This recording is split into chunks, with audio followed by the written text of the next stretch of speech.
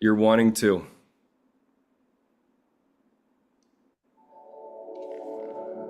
Welcome, everybody. This is Career Lab Wednesday. We are getting live here on YouTube and on LinkedIn.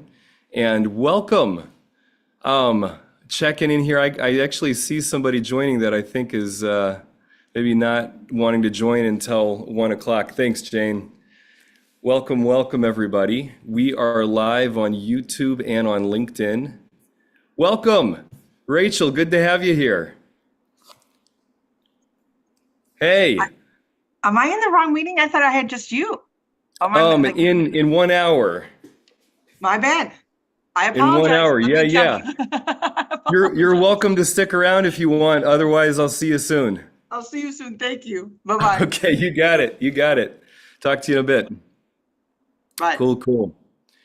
So we are live here on LinkedIn and on YouTube. And today's topic, I am excited to dig into. There's this topic of conflicts in the workplace. So I think everybody is going to be able to find examples of conflict in the workplace if you are looking for it. I think as human beings, we're always going to have differences. And so what role does emotional intelligence play in that? So I'll be sharing a little bit about that. But for everybody who's joining in, I want to invite you to ask questions. And your questions, they don't have to do with the topic today. If you got a question about resume, interviewing, managing, purpose in your career, if you're later on and you're looking at, should I retire? Or do I want to start my own business? That kind of thing. Anything career related is welcome. I invite you to join in. I love it when you jump in on Zoom directly. If you can't do that, you can always type your questions into the comment section, and I will do my best to coach through the comment section. That's totally fine. So I'll remind you of a couple ways to join in a little bit. But what I want to start talking about now is emotional intelligence and conflict. So a baseline thing for us with emotional intelligence is that most of us don't want to feel. We have been raised to believe that there is something wrong with our feelings. And so a lot of times, if I'm in a spot where I have to learn something new, technology is changing, etc., my initial instinct can often be something like fear or hurt or even irritation at changes coming in. And so that's going to impact the entire process of changes in the workplace. So something that every single person can do is to start with the basics of acknowledging core feelings. And if you've joined in before, you've heard me talk about fear, hurt, anger, sadness, and joy. Most of the time when saying those, my reaction, even after doing this work for 12 years now, is that, if I could just feel less fear or less hurt or less anger or less sadness, then I'm cool with the joy, but I'd like to get rid of those other ones. And that's just not how the world is.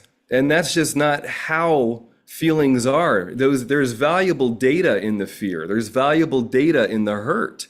There's a function of these feelings. And so if I'm already labeling my core feelings as negative, it's going to put me at a disadvantage going into conflict in the workplace.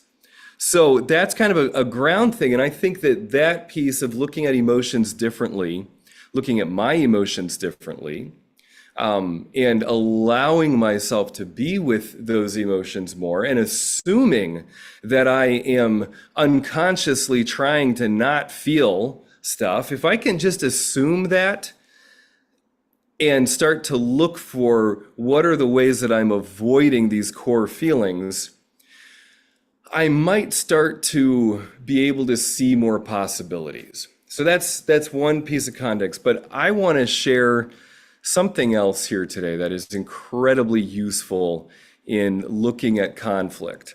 So this goes back to the work of Eric Berne. He did a lot of work with transactional analysis.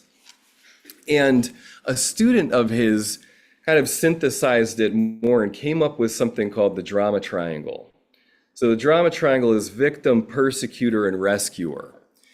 And I invite everybody listening in to consider that you are unconsciously engaging in one or all of these poles on this triangle, that you are engaging in that to some degree. And the research on this shows that when people blame, shame, or justify, which are all things that persecutor, victim, and rescuer do, blame, shame, justify, that when we blame, shame, and justify, there's only a 6% chance that anything's going to change. And so if I look at the conflict that I have with the people I'm interacting with at work, and I start to look at the ways that I am unconsciously persecuting them and unconsciously pretending that I'm kind of a victim to them, and it will help me see where the communication is breaking down. It will help me see how I can do something a little differently on my part to possibly affect change. So as you're listening in, I just want you to think about if you have ever found yourself wondering something like,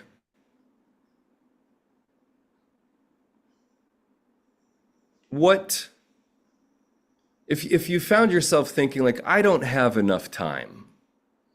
If you found yourself thinking, there's no way that this project's going to get done. If you find yourself thinking that you have to help fix things and you're resenting fixing that. If you find yourself having the same fight again and again, for anybody who is engaged in a partnership with a spouse or boyfriend, girlfriend, whatever, think about this. What are the common fights that you have? And you find that you just keep doing them, and you might even get to the point where you stop, where you're like, you know what, this is off limits. I don't want to go here. This conflict never resolves itself. So if any of those things are true for you, if you find yourself thinking that kind of way, you are in the drama triangle.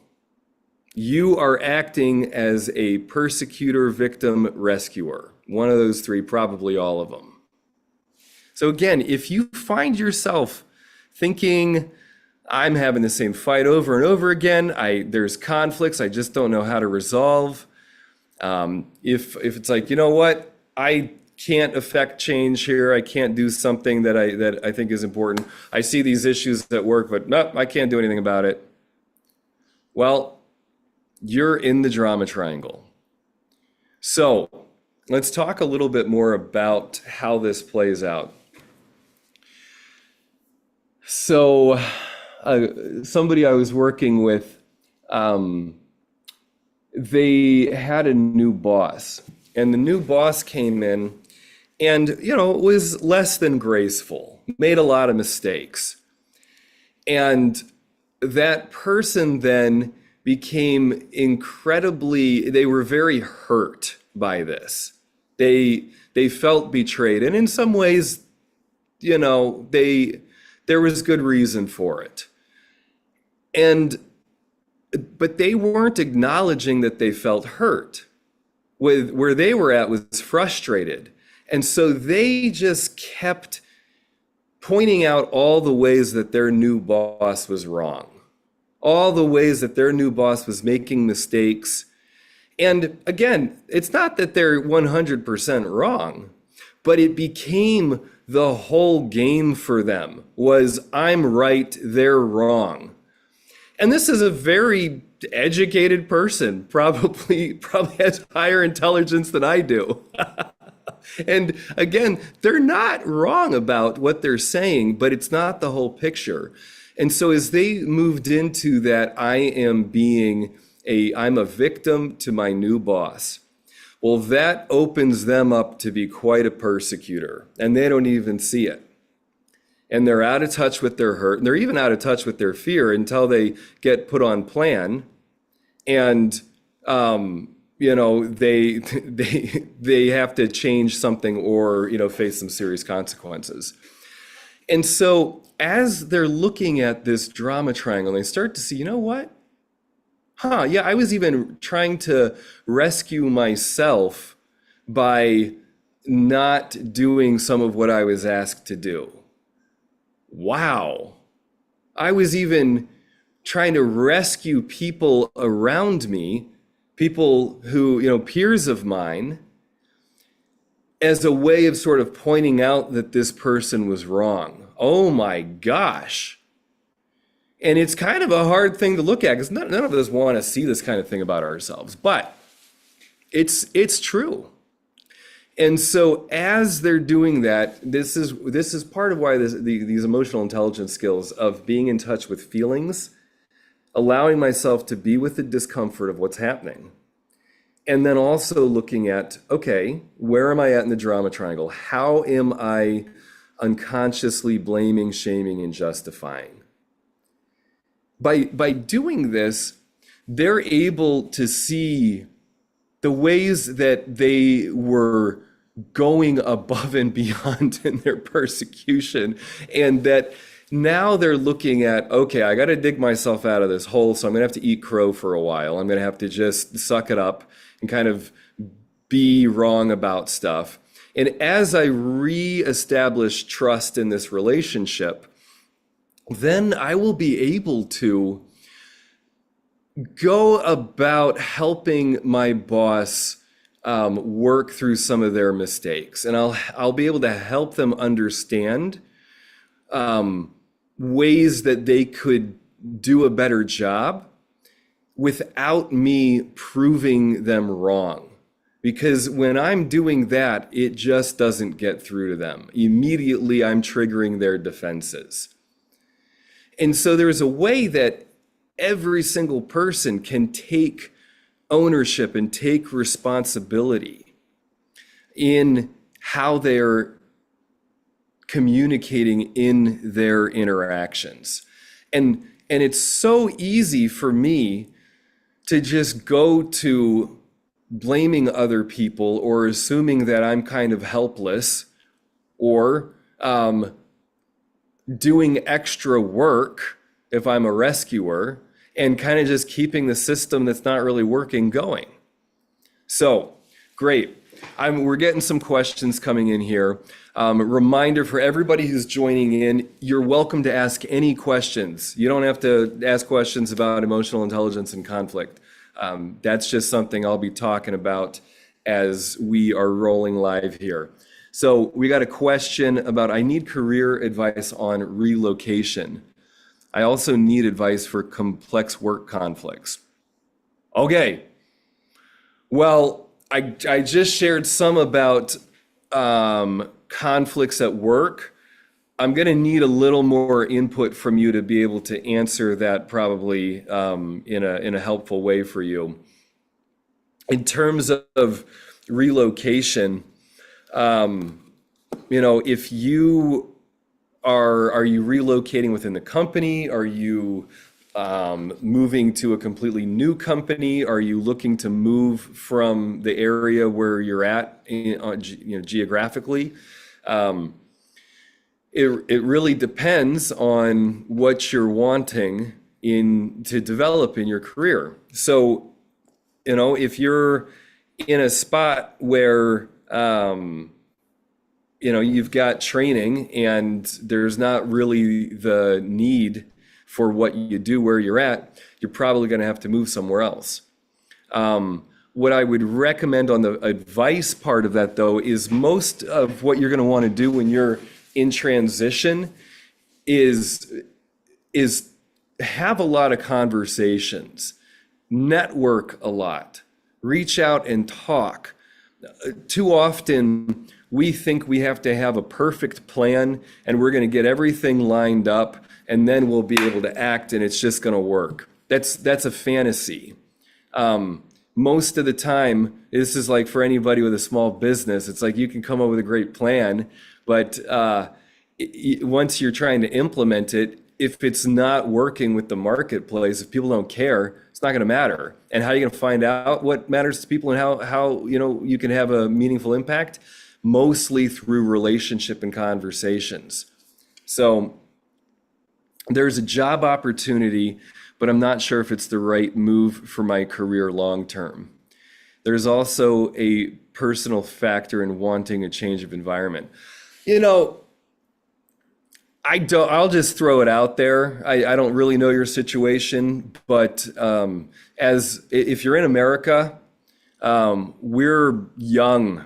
We are an adolescent nation. People who came over and, the Europeans that came over and populated this space and, committed genocide and all that and took over this land. We were all young. Like old people weren't going to be coming over and doing that. And so we have this go out and seek mentality, and it's just a part of our culture. I'm not saying it's right or wrong. It just tends to be kind of how things are. And there's not too many people I've talked to who weren't glad that they took risks to move. That tends to be when people do that, they tend to learn from it. So I don't know your situation, but if you just put two things in here that there's a job opportunity, you're not sure if it's the right move for you career long term, and there's also a personal factor in wanting a change of environment. I mean, those are two things that kind of seem like a pro in moving. So you'll have to give me more information about it in terms of if it's the right move for a long-term career. There's probably conversations you could have in the company where you're at right now that would help create more security or give you more indication of what is happening at your current workspace. Most people that I connect with when they're in a job transition, they often don't talk to their boss about it or to their manager that they're looking at other opportunities. And most people kind of undervalue themselves and don't realize that if they leave, that people essentially don't want them to go. And so if they're thinking about leaving, it can be helpful to talk about it so that your boss can address things with you while you're there and say, you don't like this part of it, and you don't think the company is going in a good direction in this kind of a way. They very well may say, too bad, that's what we're doing. Yep, maybe this isn't the right fit for you. But very rarely have I had anybody then have their boss say, okay, you don't have to come back tomorrow. Like once in a while, there's places that are like that, but it's usually can be more of a conversation, and sometimes you even end up helping your boss and helping your current team while you're transitioning. You can help them streamline things. You can help them address some things that maybe weren't being talked about. So the main thing when you're transitioning is to keep good relationships. You want to have conversations with your current manager, your current boss, and let them know what's going on. These are people that you may end up working for again in the future. You may want as a referral. They may reach out to you at some point for help with something. So you want to keep that that relationship good. When you're transitioning, you don't want to burn bridges. Okay, so you're saying that makes sense. You're also concerned about leaving your current network behind and how the transition would impact your work-life balance. Yeah, totally. I mean, that could be completely valid. You know, sometimes people have job hopped a lot, and it's like, well, they get a little more money somewhere else, or the city is a little more exciting, they think, or something like that. And you know, if that's not one of the things you value most, if you are valuing your learning and growing, you might look at where you're currently at.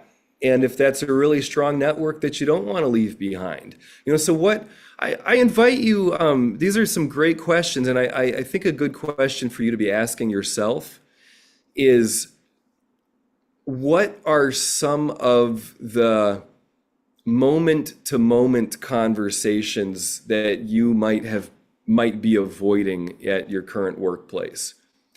So we could tie this actually back to the drama triangle and EQ and conflict. So what are some of the conflicts you might be avoiding in your current company? Whether that's an internal conflict, like there's a challenge that something that you see that you're afraid to take on, whether that's something in the culture that you're a little uncomfortable with, whether there's a process that you don't think is really working. Like, what are the everyday interactions you're having, and how might you be avoiding a little bit of conflict in there? That can be incredibly useful for you. Because then, instead of making a big leap to another company, another state, whatever, you can take smaller steps and focus on what's challenging in the interactions instead of setting yourself up for a big challenge, which is moving. So that's another way of looking at it. I was working with somebody who their boss had a certain way of doing things that kept the company kind of too streamlined, and so they were always having to do a lot of work with new talent, and then they'd lose that, like they'd train that talent up and then refuse to pay them more. They'd lose that talent to somebody else, and so essentially they were spending a lot of energy training people up and not really reaping the benefits from it. And it took my client about 2 years of interacting with their boss to help their boss see what was going on and decide to make some changes and decide to invest a little more in compensation. And you know, that for whatever it was for their boss, it was just the way that they looked at doing business, and they, you know, had whatever their personal issues are that were playing out in there. But it took a lot of little bits of conflict, little uncomfortable conversations, little things like, you know, I think in 6 months from now, I think we can expect to lose 2 or 3 people. And, you know, that's an uncomfortable thing to say in a meeting. You know, it's not that went against the grain. And so as they're doing that, you know, it's like they don't get fired for it, but they're uncomfortable. And as time goes on, it starts to be like, oh, wow, what this person is saying is true. And yeah, you know, we might want to listen to them. We might need to look at doing things a little differently here. So, you know, as much as I said earlier to your questions about leaving your current company, that leaving often has you learning and growing, there is completely validity to you staying right where you're at and doing things a little differently. And that will often give you valuable data about if the move is right. Like if you're trying things out and in taking ownership in ways that you haven't before, and the messages coming in from your coworkers and your boss start to get more and more like, yeah, this isn't the place for you. Well, then you can have more of a conversation with them as you transition, where they'll understand, like, wow, George really seems to have a mission about having this kind of impact in a workspace and in the world. And, that's not what we were doing here. And so, but we appreciated the ways that he pointed things out to us and shed some light on things, and we're aware of that stuff. And now he's going to do something somewhere else. And so there's kind of a way that when you're looking at your values, what's important to you as an individual, and following that you can make transitions more meaningful for yourself. So I hope that's helpful. So I find this interesting, is that conflict is a common question in interviews. Yeah, right. I think I have a hard time with that when I'm thinking, because of how I'm thinking what conflict is. On one hand, I don't have conflicts, meaning I am not arguing with anyone. The truth is that nothing is perfect, and that there is always conflict, and conflict has many levels. Yeah. We're looking at the finer distinctions of the word conflict. I think that's great. I think about that with emotions. I was talking about fear, hurt, anger, sadness, and joy. When I talk about anger, like I'm not, it doesn't mean I'm like, running through a field of warriors, like stabbing people in the heart levels of anger. It's like I woke up this morning and I was frustrated because my alarm was going off. Every morning I wake up with a little irritation, like, so there's like this, it's just there. Same thing with the fear, it's not like the fear that I'm being shot out of the sky during war. It's, I'm afraid of getting hit by a car as I'm crossing the street. I'm afraid. I take my dog off the leash on the beach, and it's like, I need to be afraid in case a dog that we don't recognize shows up, and I need to be alert to what's going on. So my fears are indicating things. So around conflict, if my emotions change in a negative way, that is conflict, even if it's only mild disagreement. So again, even look at that. If my emotions change in a negative way, there's an assumption under that there's something wrong with the emotions. There's something wrong going on. And so just being aware of that, there's nothing that's perfect. I think that's,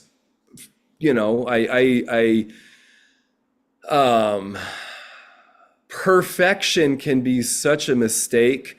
I don't think perfection is interesting. I've got a background as an artist and a musician, and none of our favorite music is perfect. There's always little flaws and oddities that kind of make it interesting.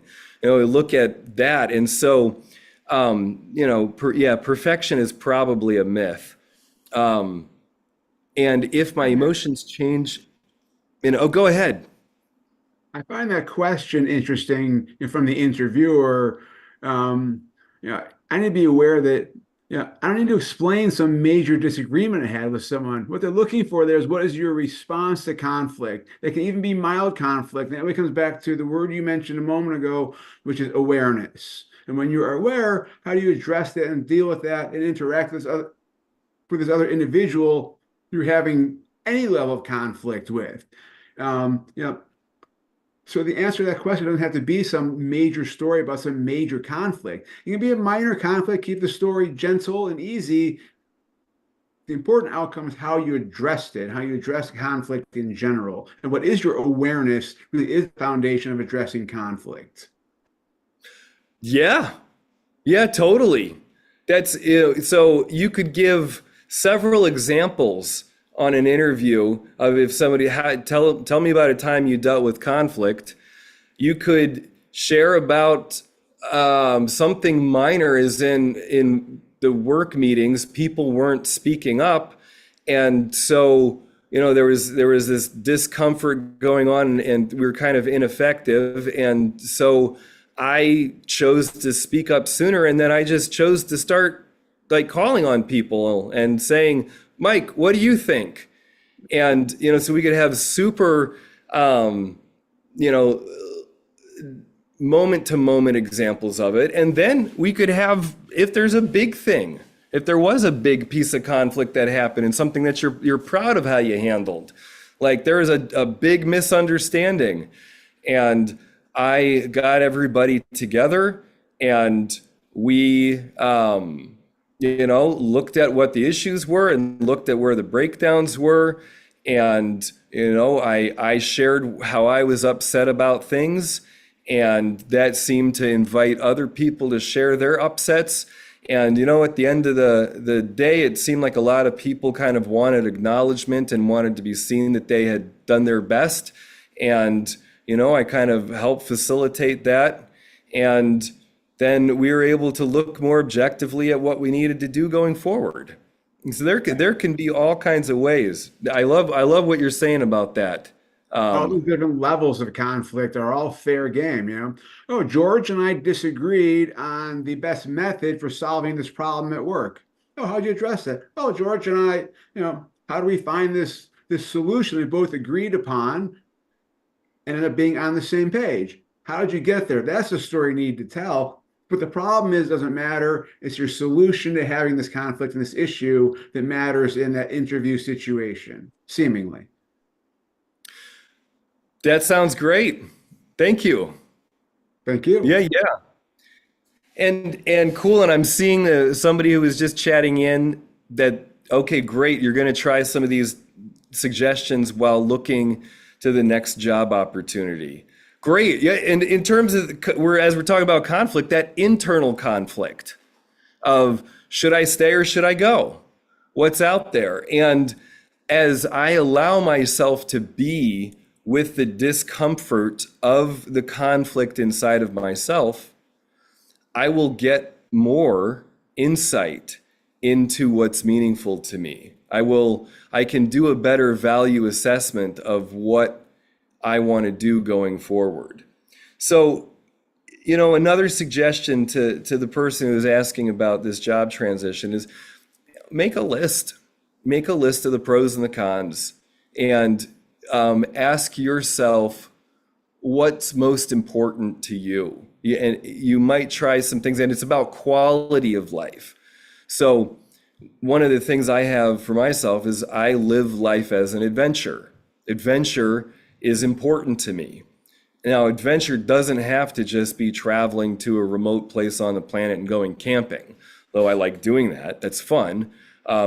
Adventure also doesn't mean always jumping into the lake in winter time when it's freezing, although I like doing that too. Those are adventuresome things, but what's actually even riskier for me than some of these kind of life adventures are interpersonal adventures.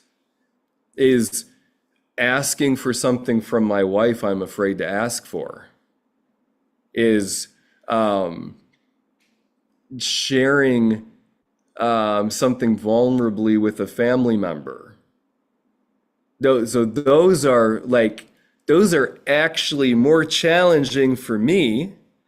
Though I spent years performing. I'd sing on stage, and a lot of people would be absolutely terrified of that. And it's scary, but there's like a way that I'm more comfortable with that. But just having an everyday conversation is often scarier to me. And so as I choose to live my life as an adventure, that gives me a direction, that gives me a way of engaging with people. So you might ask yourself, what's really important to me? Like living every moment as if it matters. Okay, then if I'm living that way, then how does this relationship matter to me right now? How am I going to treat myself and this other person like they matter? So that might be helpful too as well. Well, great. Well, we are coming up. We're already at the halfway point here. And I just want to say for everybody who's joined in, all questions are welcome. You feel free to ask anything career related. You don't have to ask a question about conflict or emotional intelligence. Anything career related is on the table. You can type your question into the comment section. And if you want, you can jump in here on Zoom and come off mute and ask questions that way as well. So anything that's on your heart, feel free to ask. No question too small, no question too big. As I'm throwing that out there and waiting for a moment, I'll share a little bit about some of the resources I have available.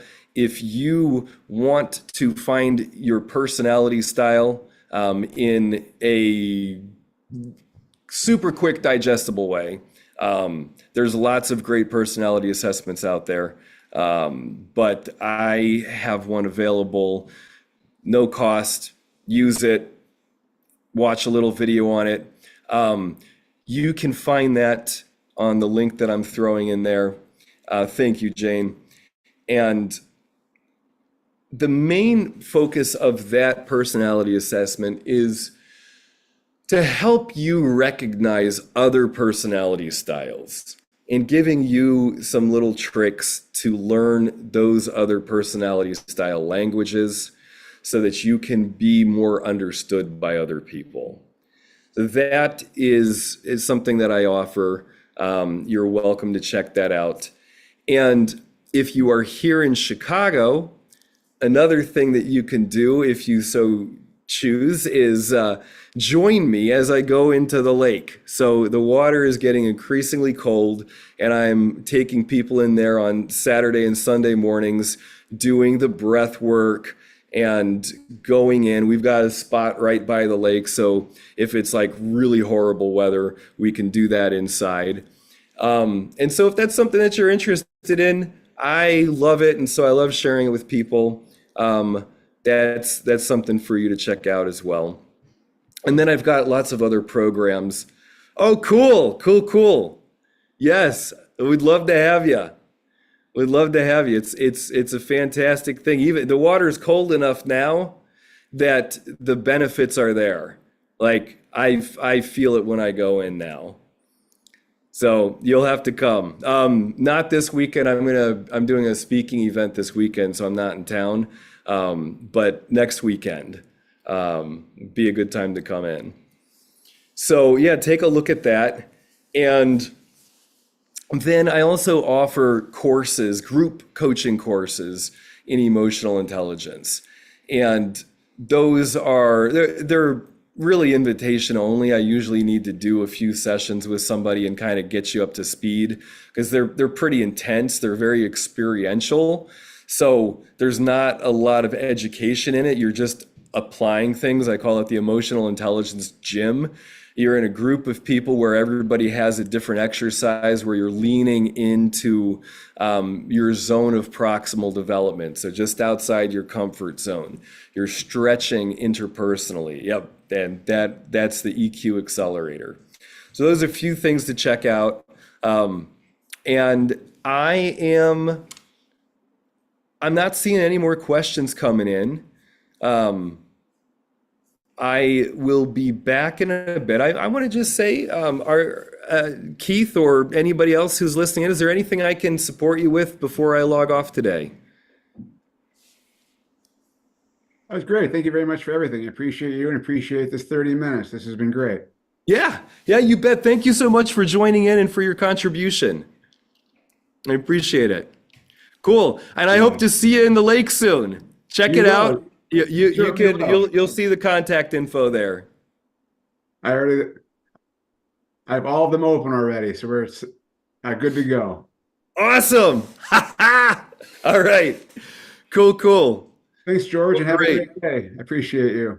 All right, you too, Keith. Blessings and blessings, everybody. Thank you for joining in. Remember that conflict is part of life. We all have internal conflict. We all have external conflict. and avoiding where conflict is tends to not work. So it's really an opportunity for me to learn and grow. If I look at what I can do differently in my interactions, if I can look at what I can do differently in my relationship to myself, then I can start to do things differently and I can affect change. I can become more of who I want to become. We are human beings. We are not static, dead creatures. We are alive, and so we're always meant to be learning and growing. And so that's going to require challenges. It's going to have us in little bits of conflict as we work things out. All right, blessings, everybody.